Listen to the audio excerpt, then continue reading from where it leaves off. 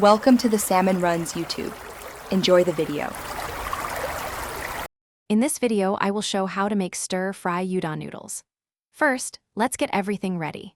You'll need about 1 pound of fresh udon noodles, your choice of protein like chicken or tofu, and plenty of colorful vegetables such as bell peppers and snap peas. Whisk together a delicious sauce using 4 tablespoons of soy sauce, 2 tablespoons of mirin, and 1 teaspoon of sugar. Remember to chop all your ingredients into similar, manageable sizes for the best results. Now let's get cooking. Heat 2 tablespoons of a neutral oil, like canola or vegetable oil, in a large wok or a spacious skillet over high heat. Add your protein and sear it until it's beautifully golden brown and fully cooked. Remove the protein and set it aside. Next, add your harder vegetables like carrots and stir-fry for about 2 minutes.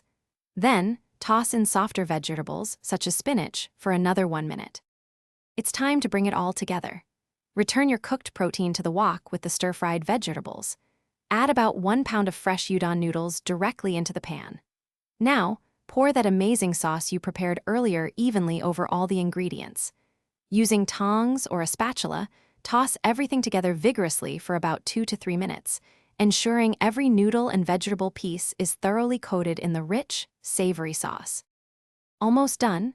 To add a final flourish and extra flavor, sprinkle your stir-fry with 1 tablespoon of toasted sesame seeds and a generous handful of freshly sliced green onions. These garnishes add a wonderful aroma and a slight crunch. Serve your hot udon stir-fry immediately to enjoy the noodles at their perfect texture and the vegetables at their crispest. This quick and easy meal is truly satisfying and packed with flavor. Thanks for watching. Consider subscribing if we helped you.